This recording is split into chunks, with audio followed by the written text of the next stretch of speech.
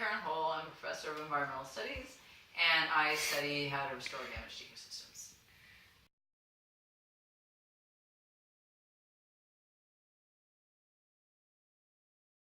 Well, I'm working with Kathleen Kay, who's a professor in the Ecology and Evolutionary Biology department, and we're interested in knowing how different species of plants might respond to changing precipitation. California already has a fairly highly variable rainfall patterns, but the idea is that probably with climate change that will become increasingly variable. So we're going to be planting a range of species under 3 treatments. One is no sort of control conditions. One is removing 50% of ambient rainfall, and one is adding 50% rainfall. And the idea here isn't necessarily we know that the less rainfall a plant has in California, probably the more likely it is to die. But it's interesting to look at which species might do better under variable climate conditions. So we're looking at a total of 10 species that represent different types of plants. So some that are more annual plants or live multiple years or perennial plants. And then we're also looking at some species that are more or less related to one another to see if that might help us to predict which ones do better in drought or wet conditions.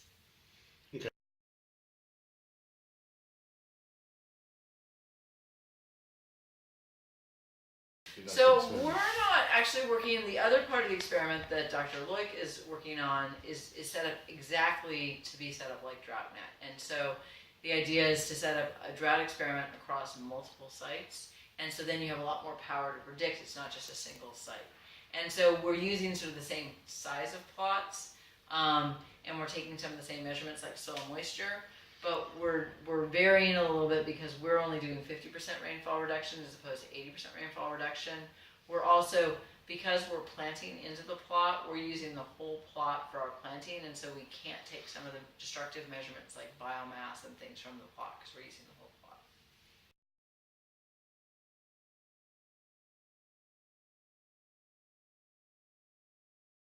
So we're testing the effect of different levels of rainfall on survival of and growth of species planted to restore native coastal prairie habitat. There's a big program to restore native prairie at Younger Lagoon Reserve, partly as mitigation for some of the development, but also it gives us an opportunity to test different methods for people. A lot of land managers along the California coast who are doing restoration.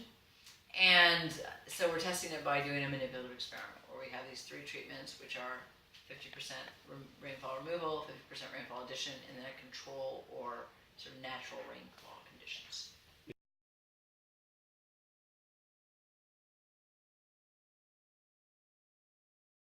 Well, Younger Lagoon was picked for the Drought-Net experiment because we wanted to pick a site near campus where so students could be involved, that was on campus lands and was part of the Natural Reserve System, because the University of California has the Natural Reserve System, which is dedicated to teaching and research, and so those lands are protected from other recreational uses, mountain bikers, things like that. We thought about doing it up on campus in the campus Natural Reserve, but there's a lot of support down at Younger Lagoon, and I'm already working there a lot, and also there's a fair amount of vigilance watching we were concerned about putting rain-out shelters kind of up in Marshall Fields where there's nobody up there, because then people might come by and damage them or things like that. So it was if you're going to put it in experimental infrastructure, you want to make sure that it's not being affected by, that you have some certainty that there'll be some people kind of watching it and watching over it, and so people don't come and disturb it.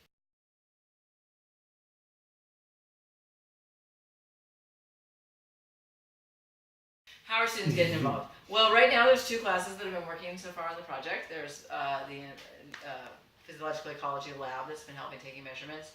There's also students in my senior seminar class at Younger Lagoon who have been working on it, particularly one student who's doing the baseline data collection on the veg composition for her senior paper for environmental studies. And we anticipate that students going forward from different classes will take measurements, also some from the Ecology and Evolutionary Biology department that work with Kathleen Kay, either classes being involved or students doing senior thesis projects on it.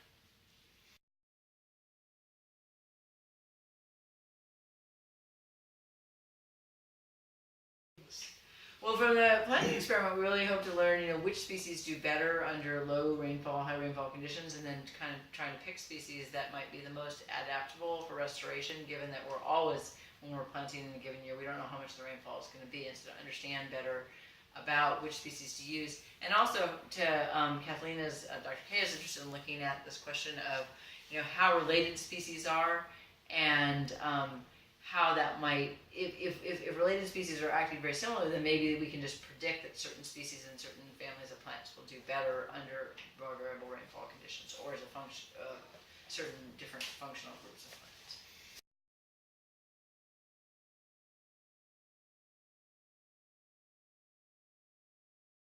Well, I think it's important to know, for everybody to know, that rainfall is highly variable in California, and we are living in a system that there's not a lot of rain, so we need to be very careful with our water resources.